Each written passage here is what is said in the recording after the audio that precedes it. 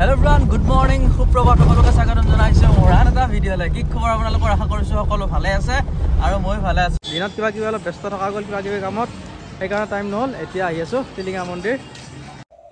মই আছো এতিয়া অসমৰ এটা বিখ্যাত মন্দিৰ আৰু আচৰিত শক্তি এটা মন্দিৰ, সেইটোৱে হ'ল তিনিচুকীয়াৰ বৰদুবিৰ টিলিঙা মন্দিৰ। এই মন্দিৰত আহি যদি আপুনি ভাবে আপোনাৰ সপোনবোৰ ভাবি ইয়াতে এটা টিলিঙা বান্ধে, টিলিঙাটো বান্ধাৰ পিছত আপোনাৰ সপোন সফল হ'ব বুলি সকলোৱে বিশ্বাস কৰিছে। হাজাৰ হাজাৰ মানুহৰ সপোন সফল হৈয়ে আছে আৰু সেইকাৰণে এই টিলিঙা লাখ লাখ হাজাৰ হাজাৰ টিলিঙা বান্ধি থৈ যায়। এই মন্দিৰটো অসমৰ একমাত্ৰ এটা মন্দিৰ যোনটো মন্দিৰ লেমন বুক অফ ৱৰ্ল্ড ৰেকৰ্ডছত নাম আছে। এই মন্দিৰৰ গোটেই এৰিয়াখিনি এসময়ত বাগান আছিলে। এদিন এজন চাহকৰ্মী কৰ্মক্ষেত্ৰত ইয়ালৈ আহিছিলে। অহাৰ সময়ত তেখেতে যিজোপা গছৰ তলত আমি পূজা কৰোঁ সেই গছজোপাৰ তলত কিবা এটা বস্তু দেখিলে, মানে ক'লা কিবা এটা বস্তু দেখিলে। এইজোপা গছ দেখিছে নহয়, গছজোপাৰ তলত যিবিলাক মানুহে সেৱা কৰি আছে তাৰে তলত কিবা এটা দেখিলে আৰু দেখি তেখেতে ধৰিব নোৱাৰিলে আৰু ওচৰ পাজৰ সকলো মানুহকে মাতিলে। সকলো মানুহ আহিল, সকলো মানুহে চোৱা চিতা কৰিলে। কৰাৰ পিছত তেওঁলোকে গম পাইছিল তাতে এটা শিৱলিংগৰ আৱিৰ্ভাৱ হৈছিলে। নিজে মানে শিৱলিংগটো দেখা গৈছিলে, মাটিৰ তলৰ পৰা ওলাই আহিছিলে। তেওঁলোকে বাগানৰ মালিকজনক কৈছিলে আপুনি ইয়াত এটা আমাক মন্দিৰ নিৰ্মাণ কৰি দিব লাগে। আৰু প্ৰথমতে মালিকজনে নেদেখাকৈ একো কোৱা নাছিল। তেওঁ যেতিয়া আহিলে এই মন্দিৰ ভাগৰ গোটেইখিনি দেখিলে, দেখাৰ পিছত তেওঁ থিৰাং কৰিলে যে ইয়াতে এটা মন্দিৰ পাতিব। আৰু এই মন্দিৰটো তেওঁ নিৰ্মাণ কৰিছিলে 1965 চনত। এয়ে হ'ল টিলিঙা মন্দিৰ। বাহাদুৰ চাৰিআলিত ধুনীয়াকৈ খাই লওঁ। কমল আৰু মই মেগী খালোঁ আবেলি, তাৰপিছত এতিয়া খাই লওঁ ম'ম' খাই লওঁ ধুনীয়াকৈ খাই, তাৰপিছত আৰু গৈ আছোঁ কিবা কিবি বজাৰ কৰোঁ। বজাৰ কৰি ধুনীয়া খাব লাগিব। আছোঁ এতিয়া তিনিচুকীয়া টাউনত আৰু এতিয়া হ'ব ধুনীয়াকৈ আমাৰ ট্ৰাকত খানা। এয়া আছে ধুনীয়াকৈ বিলাহী, তাৰপিছত এয়া ধুনীয়াকৈ পিঁয়াজ হৈ গ'ল, তাৰপিছত এয়া জিঞ্জাৰ গাৰ্লিক পেষ্ট, তাৰপিছত এয়া আদা আছে, তাৰপিছত এয়া আছে কেঁচা জলকীয়া, তাৰপিছত এয়া আলু, এয়া আমাৰ গাড়ী ৰাখিলোঁ, তাৰপিছত এয়া গেছ। আৰু এতিয়া ফাৰ্ষ্টতে বহাই দিয়া গ'ল ভাত, মানে কুকাৰ বহাই দিলোঁ চাউল। এতিয়া ভাতটো হ'ব বেলেগ এটা লাই চাওক। এয়া গাড়ীৰ লগত বনাই আছোঁ ভাত। এতিয়া বনাব লৈছোঁ মাংস। এয়া দিয়া গ'ল পুৰা সৰিয়হৰ তেল, তাৰপিছত এতিয়া দিয়া গ'ল পিঁয়াজ।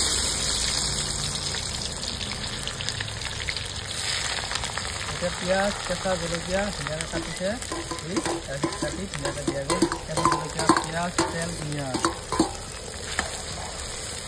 আৰু আজিৰ এই মাংসটো বা আজিৰ খানাটো সেইকাৰণে স্পেচিয়েল যে ট্ৰাকত আহি আপাৰ আচামত আহি তিনিচুকীয়াত টাউনত এতিয়া বনাই আছোঁ মাংস।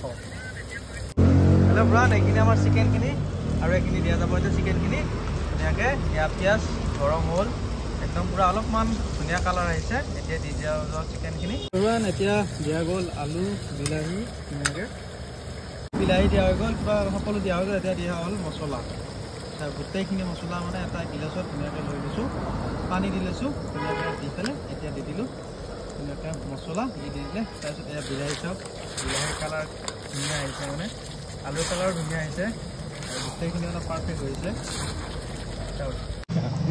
চাওক এয়া মাংসৰ পানী অলপ দিছোঁ মাংসটো পূৰা সিজিবৰ কাৰণে।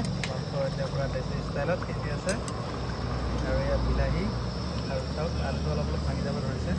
আলুটো আমি সিজাই দিয়া নাই, মানে ডাইৰেক্ট কেঁচা দি দিছিলোঁ ভাজতে। এতিয়া বাজিলে ৰাতি 11টা। আমাৰ হৈ গ'ল ধুনীয়াকৈ খানা, পূৰা গ্ৰেভি বনোৱা গৈছে। এয়া চিকেন, তাতে বিলাহী দিয়া গৈছে, কেঁচা জলকীয়া ধুনীয়াকৈ, আৰু এয়া হৈ গ'ল আমাৰ ৰাতিৰ খানা। আৰু প্ৰথমবাৰলৈকে ট্ৰাকত আহিছোঁ, ট্ৰাকত আহি ৰাতিৰ খানা ধুনীয়াকৈ বনাইছোঁ ট্ৰাকৰ তলত ছাইডত। আৰু আছোঁ বৰ্তমান তিনিচুকীয়া টাউনত। হৈ গ'ল আমাৰ খানা ৰেডি। আৰু এইফালে এইবিলাক বস্তুবিলাক, আৰু এইখন আমাৰ ট্ৰাকখন আকৌ এবাৰ আপোনালোকক দেখুৱাই দিওঁ। এইখন ট্ৰাকতে আহিছোঁ গুৱাহাটীৰ পৰা একদম তিনিচুকীয়া, আৰু অহাকালি যাম ডুমডুমা। খানা আমাৰ হৈ গ'ল ৰেডি, খাব পৰা চিকেন ভাত মজা, আৰু ধুনীয়া কালাৰটো হৈছে, খাই বহুত ধুনীয়া লাগিব।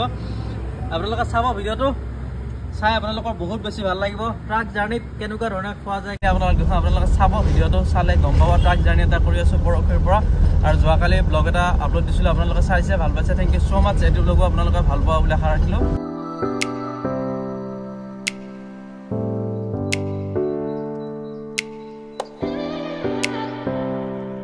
এতিয়া আছোঁ ডুমডুমা টাউন, আৰু ফাৰ্ষ্ট টাইম আহিছোঁ ডুমডুমা।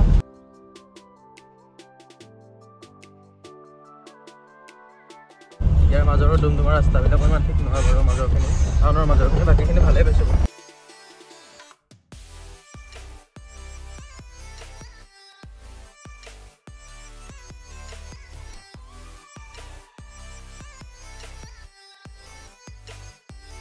যোৱাকালি থাকিলোঁ তিনিচুকীয়াত তাৰপিছত তিনিচুকীয়াত থাকি ইয়াৰ কামখিনি কমপ্লিট হ'ল মানে মাল চাল যিখিনি আনিছিলে মালখিনি খালী কৰিলে আৰু এতিয়া আছোঁ চাবুৱাত ৰাস্তা ধুনীয়া ৰাস্তা আৰু পিছফালে আছে চাহ বাগান চাওক এইখন হ'ল আমাৰ ট্ৰাকখন ৰাখি থৈছোঁ ছাইডত এইখন ট্ৰাকখন পুৱা ধুনীয়াকৈ খাব লৈছোঁ এয়া পুৰি তাৰপিছত এয়া চব্জি তাৰপিছত এয়া আছে কণী আৰু এইটো কিবা হেৰি খান্দিছে নেকি জ্বলাৰ চাটনি খান্দিছে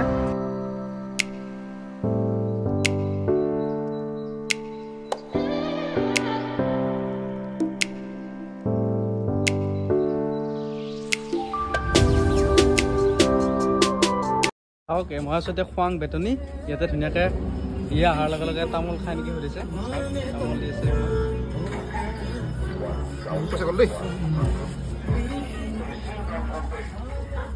সকলোকে দিয়া মানে আহিলে সোধা আৰু তামোল খাই নেকি চাওক এয়া ধুনীয়াকৈ দিছে তামোল কি নাম তোমাৰ অ'কে কিমান বছৰৰ পৰা এইটো হেৰি চলি আছে 3 বছৰ হ'ল আৰু তোমালোকৰ ছোৱালীয়ে থাকা ৰাতি কেইটালৈকে থাকে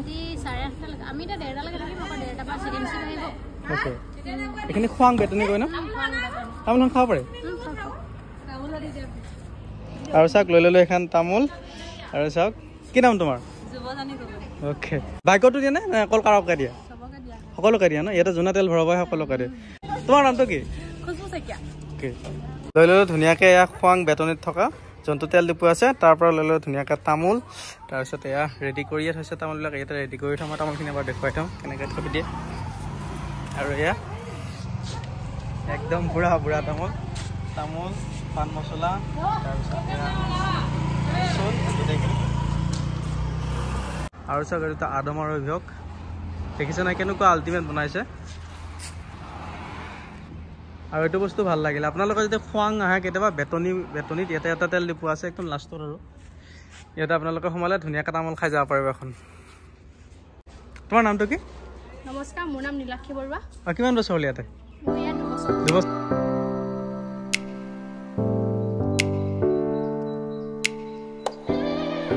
এতিয়া আহি পালোঁ ডিমৌ আৰু ডিমৌত এখন বজাৰ দেখিলোঁ ইমান দীঘল আৰু ইমান মানে ডাঙৰ এখন বজাৰ মানুহ একদম ভৰ্তি হৈ আছে এই ঠাইটোলৈকে বহুত অৰুণাচল তাৰপিছত তিনিচুকীয়া নামচাই সকলোৰ পৰা ইয়াতে বজাৰ কৰিবলৈ আহে বজাৰ মানে কিছুমান বস্তু লৈ আহে কিছুমান বস্তু লৈ যায় বহুত এখন ডাঙৰ বজাৰ এইখন হয় প্ৰতি ৰবিবাৰে হয় আৰু তাৰ আগত হয় নেকি নাজানো বাৰু ৰবিবাৰে হয়তো গম পালোঁ আৰু এই বজাৰখনত কেতিয়াবা যদি আহে এবাৰ সোমাবলৈ নাপাহৰিব মই ৰাস্তাৰ পৰা ভিডিঅ' এটা কৰিছোঁ বজাৰখন মানে ভাল লাগিলে ইমান ডাঙৰ এখন বজাৰ ডিমৌত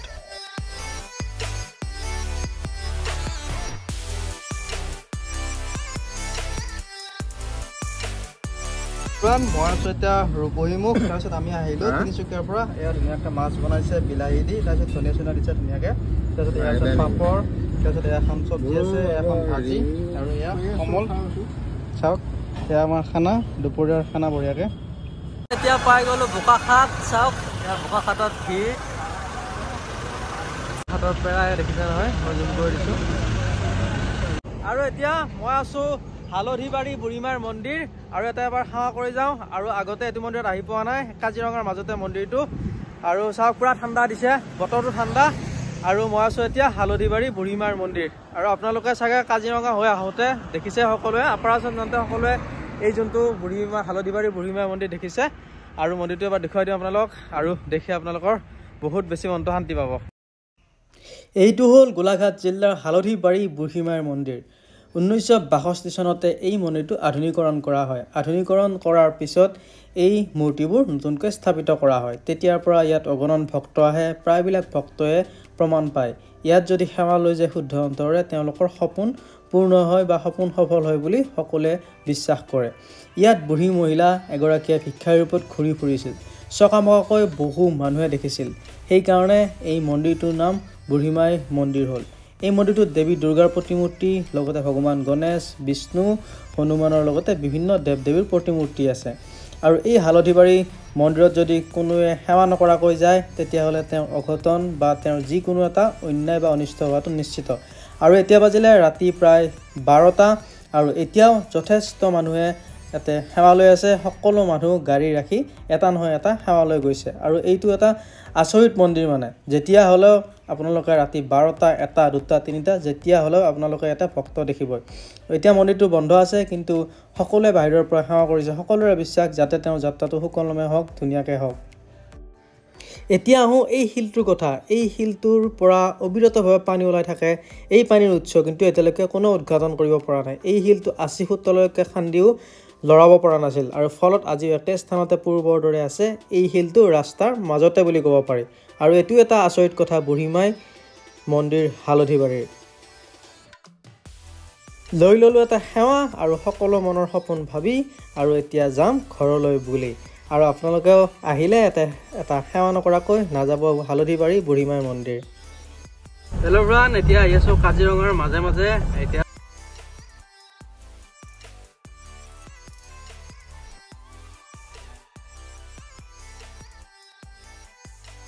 এতিয়া আহি পালো তেজপুৰ ব্ৰহ্মপুত্ৰৰ ওপৰত অৱস্থিত এই দলংখন ভোমৰাগুৰি দলং এইখন নতুন দলংখন আৰু এতিয়া গৈ আছো ঘৰ বিমুখে আৰু আমাৰ ইপাৰৰ পৰা সিপাৰলৈ যাব লাগে ব্ৰহ্মপুত্ৰ নদীৰ দলংখন পাৰ হ'বই লাগিব আৰু চাওক দলংখনৰ লাইটিংটো ইমান ধুনীয়া আৰু দলংখন পৰিষ্কাৰ কৰি ৰাখিছে নতুন দলংখন আৰু সঁচাকৈ ভাল লাগিছে এনেকুৱা পৰিষ্কাৰ হৈ থাকিলে ভাল লাগে মানে দলংখনৰ পৰিৱেশটো চাই ভাল লাগে আৰু ৰাতি মানে লাইটৰ পোহৰত আৰু জিলিকি আছে দলংখন আপোনালোকেও আহিছেনে ভোমৰাগুৰি দলং আহিলে এটা ধুনীয়াকৈ সেলফি এটা তুলি যাবলৈ নাপাহৰিব আৰু মোৰ বহুত বেছি ভাল লাগিছে আৰু আপোনালোকে যদি ৰাতিও আহে ধুনীয়াকৈ লাইটিংটো ইমান ধুনীয়া লাইটিং আপোনালোকে ধুনীয়াকৈ সেলফি এটা উঠি যাব পাৰিব এপাক ধুনীয়াকৈ সেলফি এটালৈ আপলোড কৰিব পাৰিব আপোনালোকে ফেচবুকত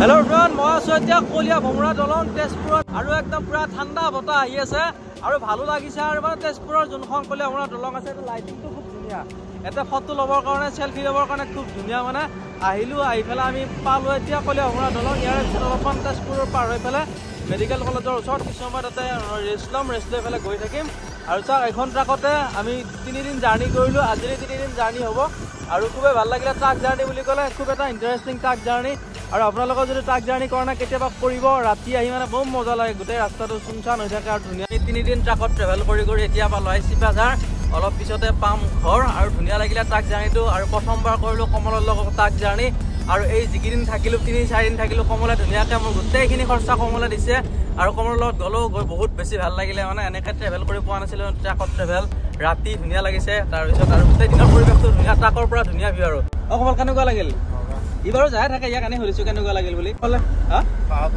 পাহাৰ যাম নেক্সট পাহাৰ যাম পাহাৰ গ'লে কমলে মোক খবৰ দিব ছ' মাছ কমল আৰু এনেকৈ মোক ইমানখিনি যোৱাৰ সুযোগ দিলা হেল্প কৰিলা থেংক ইউ আৰু এইটো ভিডিঅ' কেইটা সামৰিছোঁ নেক্সট ভিডিঅ'ত আকৌ লগ পাম লাভ ইউ অলৱেজ